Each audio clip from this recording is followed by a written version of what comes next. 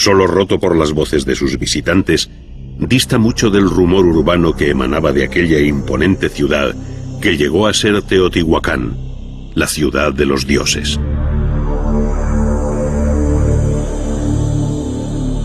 Situada sobre un amplio valle de la meseta central de México, a más de 2000 metros de altura y bordeada por dos cadenas montañosas, cuenta con un río conocido hoy como de San Juan. La actual zona arqueológica en torno al centro ceremonial ocupa unas 200 hectáreas, pero en su momento de mayor expansión urbana,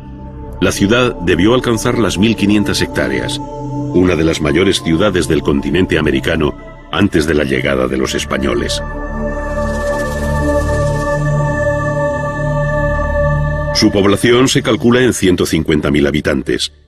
pero no son estas cifras las que hacen excepcional a Teotihuacán, sino la madurez de su planteamiento urbano como ciudad planificada con claras funciones ceremoniales y administrativas, además de constituir un importante mercado. Junto a su monumental arquitectura religiosa y civil,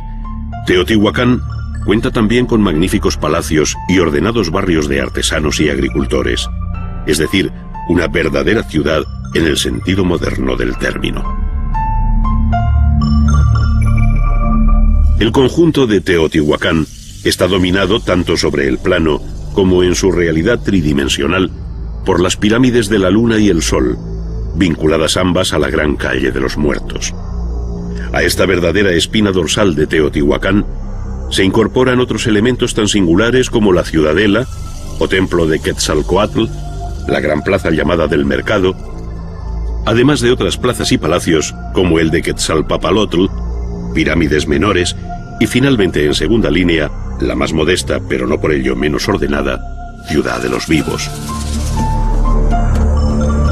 La concepción monumental de las principales construcciones como la Pirámide del Sol, que alcanza 60 metros de altura sobre una base de unos 200 metros de lado. La bella composición simétrica del conjunto dominado por la calle de los Muertos, de algo más de 2 kilómetros de larga por 45 metros de ancha, con la pirámide de la Luna como fondo de perspectiva, y la belleza exquisita de los elementos escultóricos y pictóricos que dulcifican toda esta arquitectura de cortantes y escalonados volúmenes, hablan del altísimo grado alcanzado por la cultura de Teotihuacán, comparable en este plano a los conjuntos urbanos de mayas y aztecas, con los que sin duda hay nexos de unión.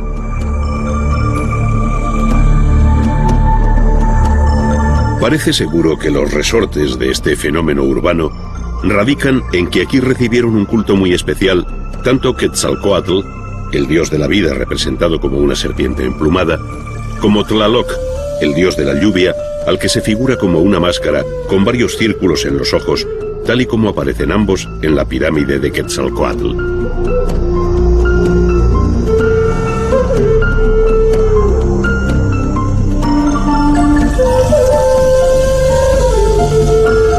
Las ciudades mayas, dispersas por un amplio sector de Centroamérica que hoy afecta a varios estados del sur de México, y muy especialmente a la península de Yucatán, Guatemala, Belice, Honduras y El Salvador, ofrecen la imagen más potente de la cultura maya. Ciudades como Tikal, en medio de la espesura de la selva guatemalteca y en un paisaje abrupto,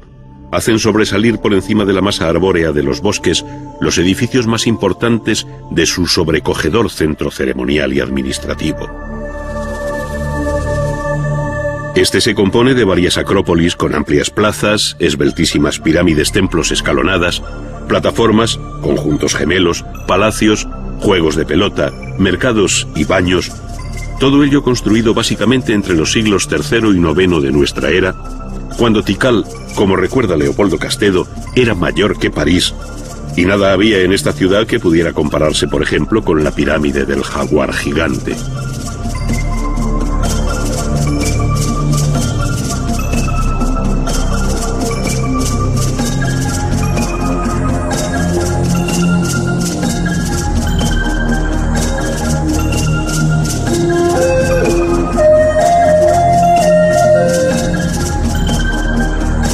Entre las grandes ciudades mayas destacan nombres como el de Palenque, en las estribaciones de la Sierra de Chiapas,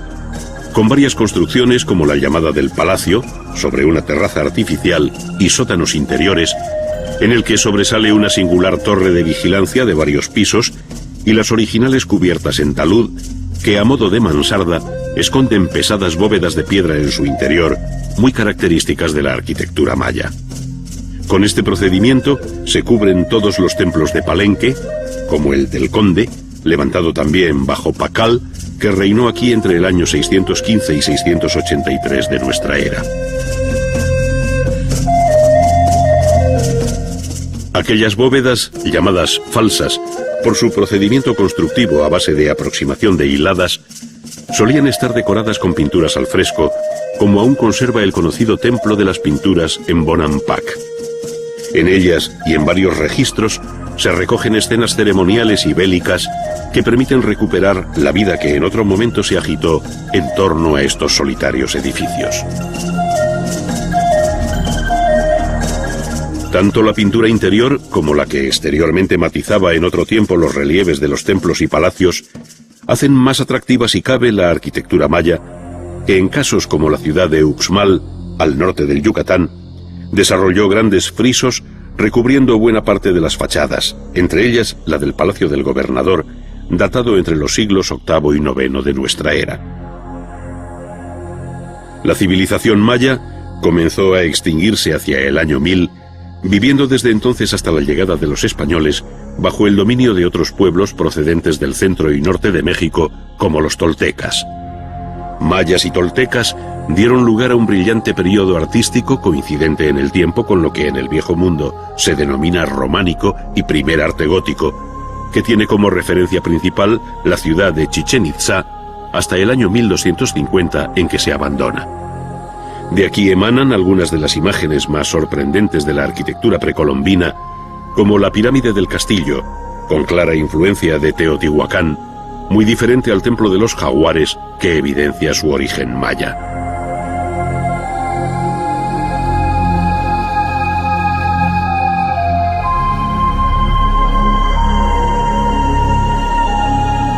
El eslabón final del arte mesoamericano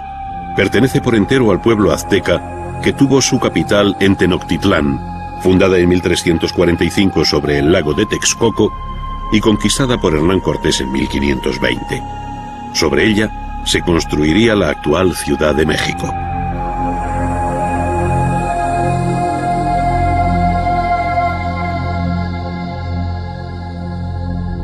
Para encontrar en América del Sur algo comparable en el terreno urbano y arquitectónico a lo visto en Mesoamérica,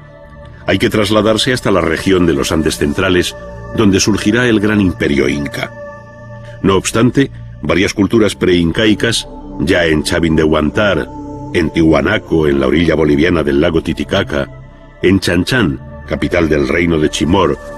o Pachacamac, entre otras, levantaron ciudadelas, palacios y templos en piedra o adobe de una gran severidad, que delatan un horizonte y una estética muy personal y distinta a lo conocido en otras áreas precolombinas.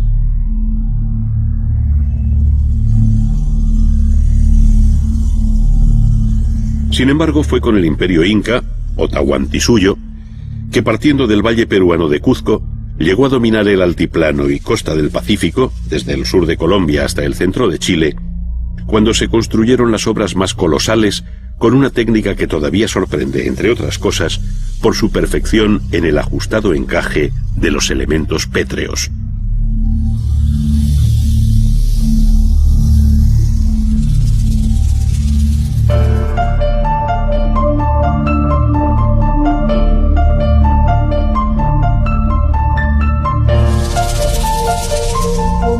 El conjunto de Machu Picchu es justamente el más conocido por el indescriptible injerto de la arquitectura en un paisaje que por sí solo ya sobrecoge. Representa sin duda una lección de adaptación al terreno que le proporciona seguridad en su condición de verdadera acrópolis sobre una cumbre a 2.700 metros sobre el mar, dominando el foso natural por cuyo lecho discurre el río Urubamba. Como en otras muchas ciudades citadas, se desconoce la finalidad última de esta fundación, que debe coincidir con la etapa final y más floreciente del imperio inca, es decir, en el corto periodo que va desde 1440 al año 1525, en que llegaron los españoles. la sólida construcción que sienta a hueso sus piedras sin argamasa alguna, las puertas y ventanas trapezoidales, los bancales que parecen prolongados hoy como de San Juan. La actual zona arqueológica en torno al centro ceremonial ocupa unas 200 hectáreas, pero en su momento de mayor expansión urbana, la ciudad debió alcanzar las 1500 hectáreas, una de las mayores ciudades del continente americano antes de la llegada de los españoles. Su población se calcula en 150.000 habitantes, pero no son estas cifras las que hacen excepcional a Teotihuacán, sino la madurez de su planteamiento urbano como ciudad planificada con claras funciones ceremoniales y administrativas. Situada sobre un amplio valle de la meseta central de México, a más de 2000 metros de altura y bordeada por dos cadenas montañosas, cuenta con un río conocido, solo roto por las voces de sus visitantes,